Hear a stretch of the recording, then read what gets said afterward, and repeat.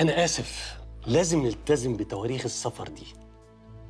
ازاي؟ بس انتوا كاتبين في الإعلان إن من حق المسافر يختار المواعيد اللي تناسبه. طبعاً، بس التاريخ ده كان عيد ميلاد الملك فاروق، وبعديها بساعات الأمير أحمد سيف الدين ضرب الملك فؤاد بالرصاص، وانتوا وجوهكم مش معروفة، ولو البوليس السياسي شك فيكم هيتقبض عليكم، وانتوا عارفين الباقي بقى. حتى التاريخ ده لازم يتغير، لأن انتشر فيه مرض الكوليرا، والمؤرخين احتاروا امتى بدأ الحجر الصحي. ايوه بس انتوا مش كاتبين الكلام ده في الاعلان. الإعلانات ما بتقولش كل التفاصيل، حتى احنا لما بيتعرض علينا حاجة بسيطة ما بنقولش لأ.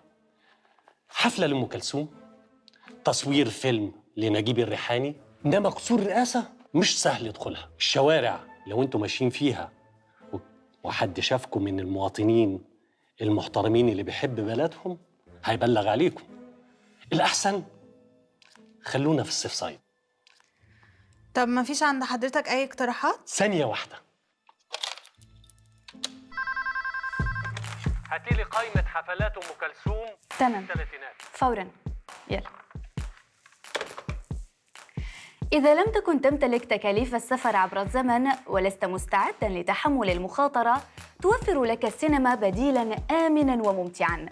تجلس لساعتين في قاعة مظلمة محدقاً في شاشة مضيئة تنقلك إلى أزمنة قديمة أو عصور قادمة، لتشاهد ما حدث في الماضي أو تتخيل ما سيحدث في المستقبل.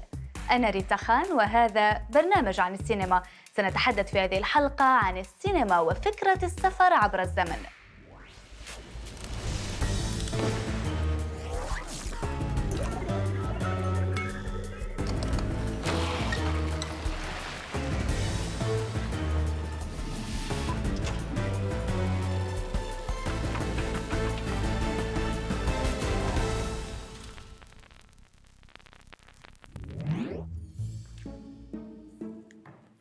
بدأ الولع الفني بفكرة السفر عبر الزمن من الأدب، وبالتحديد عام 1887 حين أصدر الكاتب الإسباني إنريكي غاسبار إيرنباو روايته الأناكرونوبيتي، وتحدث فيها عن صندوق معدني موصول بالكهرباء يتيح فرصة الانتقال عبر الزمن.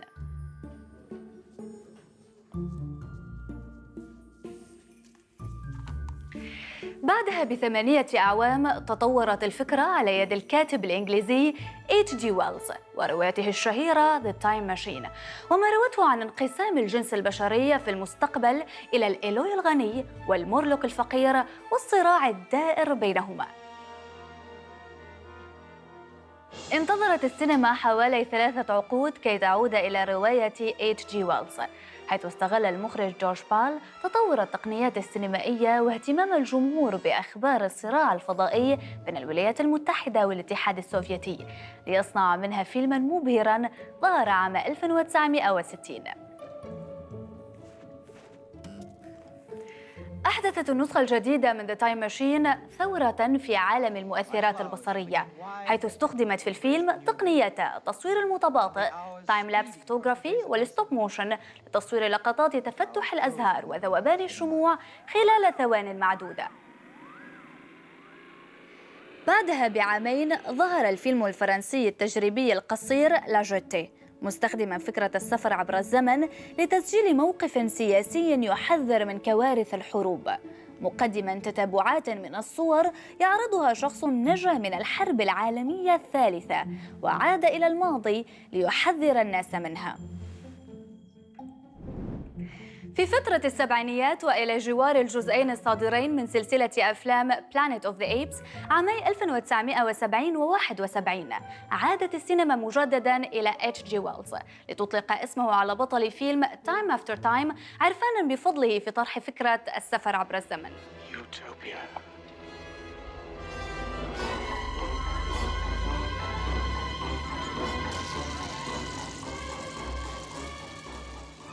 ينوي بطل الفيلم استخدام آلة الزمن المطورة للسفر إلى مستقبل مثالي، قبل أن يسبقه جاك السفاح ويستخدمها للسفر إلى عام 1979 هرباً من الشرطة، فيقوم ويلز بملاحقته والقبض عليه قبل أن يستكمل جرائمه المروعة.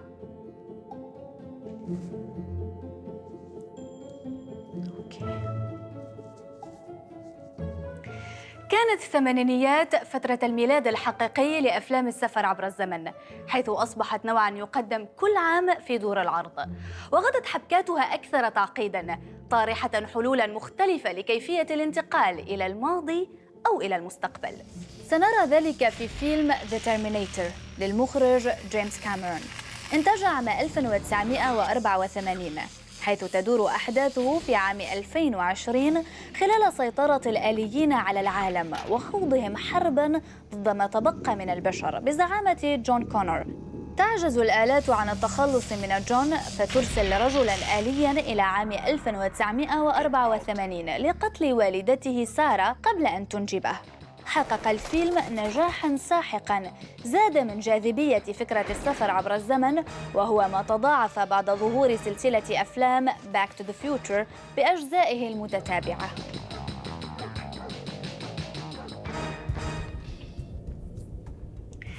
استمرت أفلام السفر عبر الزمن في التطور حتى أصبح تصنيفها صعباً، فهي تتراوح بين الخيال العلمي والرومانسية والكوميديا والرعب والتشويق، وأحياناً تندرج تحت أكثر من فئة في آن واحد، وصار بعضها حريصاً على تقديم حقائق علمية لزيادة التأثير.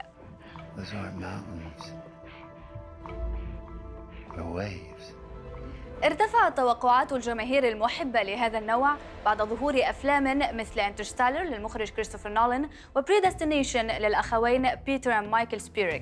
ولأن الإبداع السينمائي لا سقف له، سنشهد بالتأكيد تحفة جديدة تحمل الدهشة والمتعة.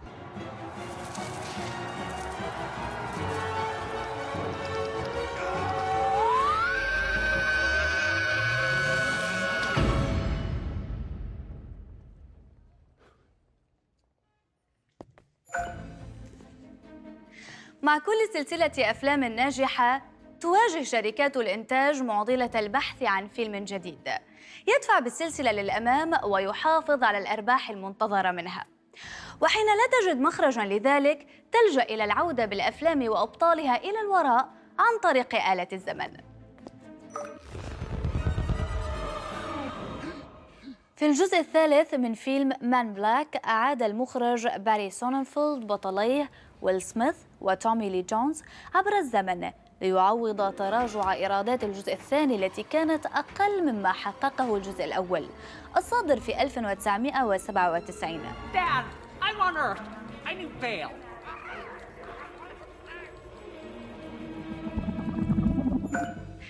نجح رهان الشركة المنتجة على تيمة السفر عبر الزمن، حيث تجاوزت إيرادات الجزء الثالث حاجز 600 مليون دولار بزيادة قدرها 200 مليون، لكنها لم تتمادى في الأمر، فأسندت بطولة الجزء الجديد لوجوه جديدة. All we are is dust in the wind, dude.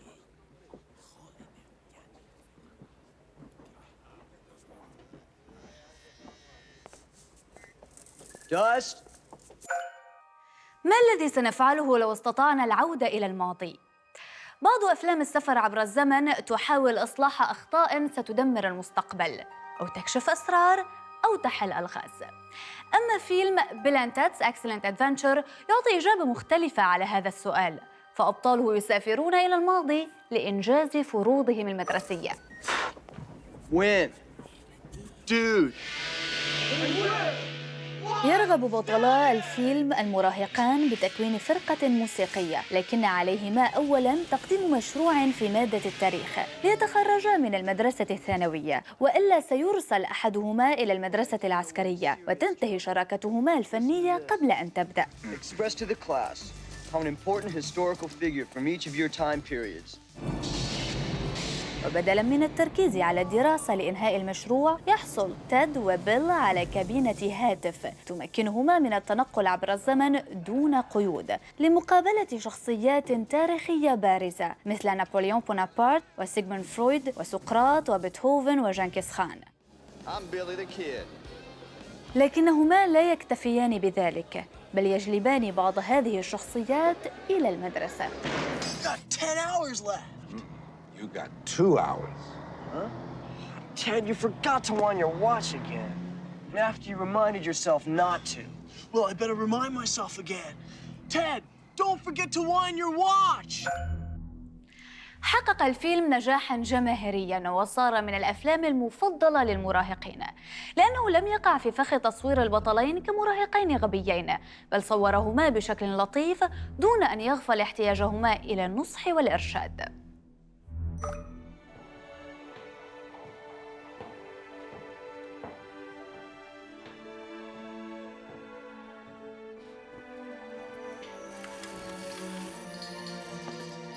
لم تكتفي السينما الأمريكية بنسخة 1960 من The Time Machine، ففي عام 2002 قدمت نسخة جديدة من الرواية أسند إخراجها إلى سايمون والز أحد أحفاد الكاتب الأصلي H.G. والز، وتم فيها تعديل مكان الأحداث لتدور في نيويورك بدلاً من لندن.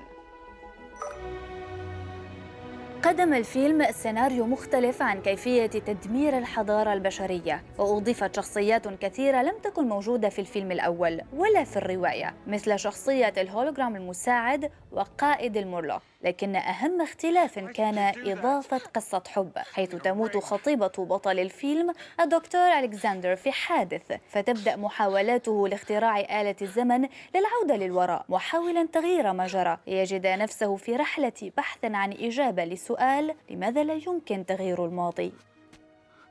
Why don't you come by for dinner in a week and I'll show you. Why don't you come home with me now, Molly? Did you not hear me, David? I can't leave when I'm so close.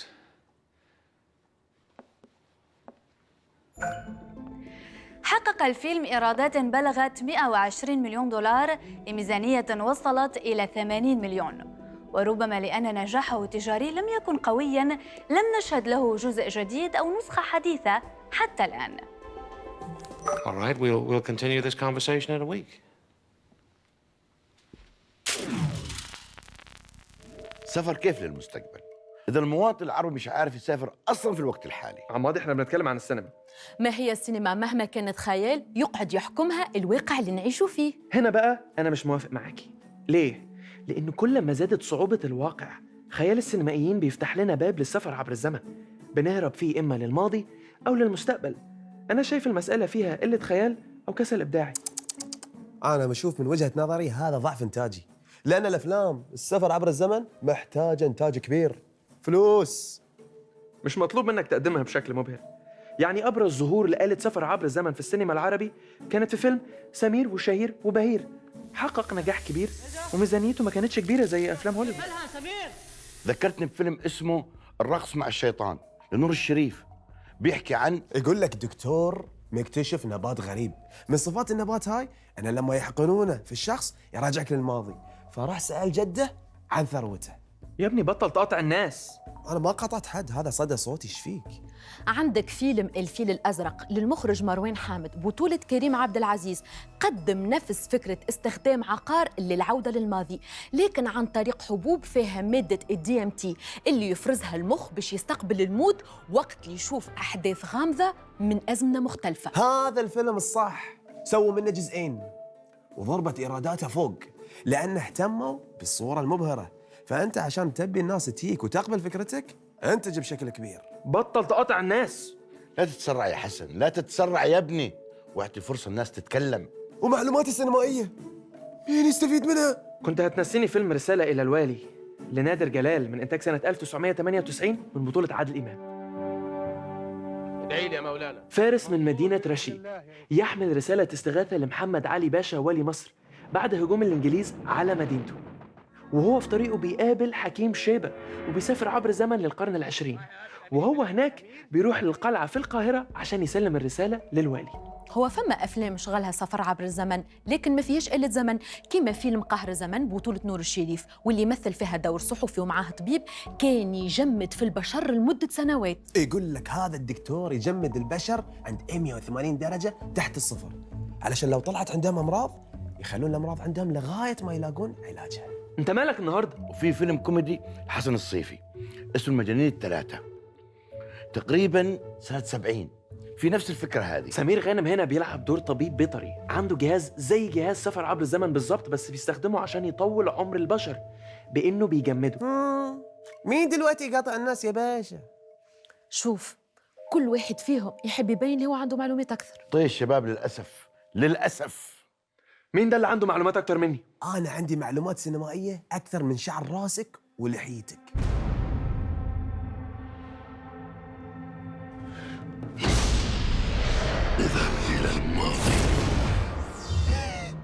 سلام القوم الرب الرحيم، سلام القوم الرب الرحيم.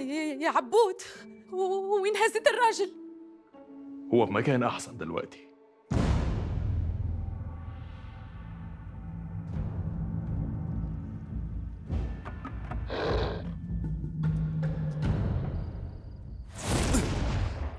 وين جتنا يا عبود؟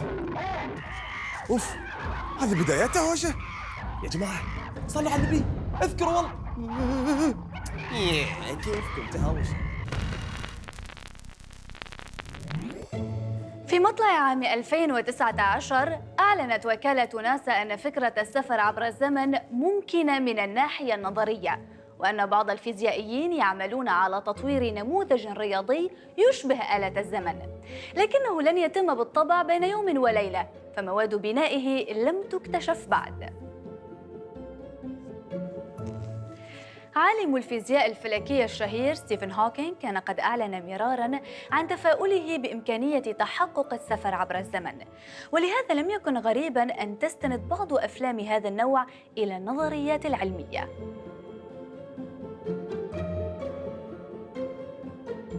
من أشهر هذه النظريات السفر عبر الزمن من خلال ما يعرف بالثقوب الدودية wormholes أو أينشتاين روزن بريدج، حيث تصل بين نقطتين مختلفتين في نسيج الزمكان.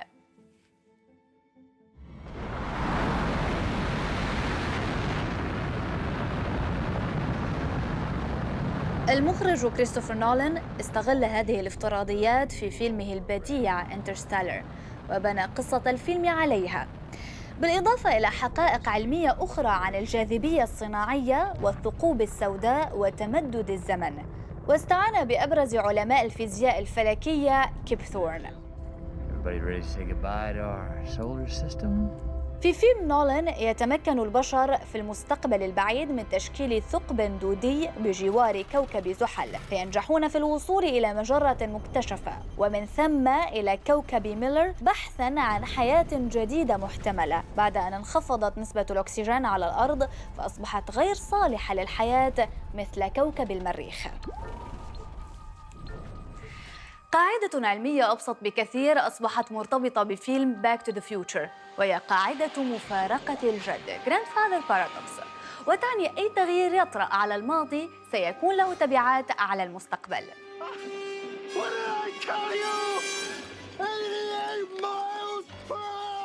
يعني لو عدت إلى الماضي وقتلت جدك لن تولد على الإطلاق، وإذا لم تولد أصلاً كيف استطعت العودة إلى الماضي وقتله؟ في الفيلم يسافر مارتي إلى عام 1955 وتقع والدته في حبه بدلاً من والده، لنراه طوال الوقت وهو يحاول إعادة الأمور إلى نصابها.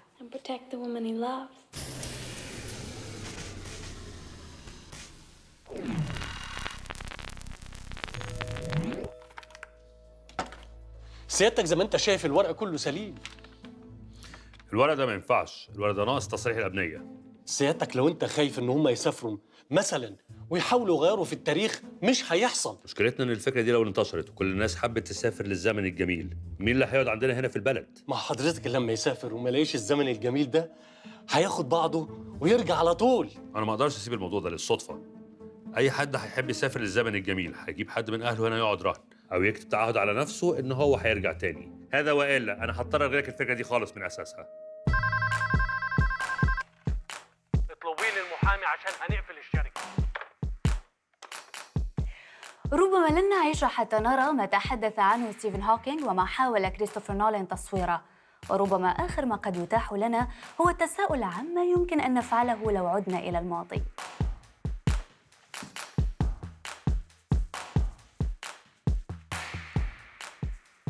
لكن المؤكد أن تطور العلم المذهل والمتسارع يحمل معه دائما تقدما في أفلام السفر عبر الزمن. أنا ريتا خان وهذا برنامج عن السينما، إلى اللقاء.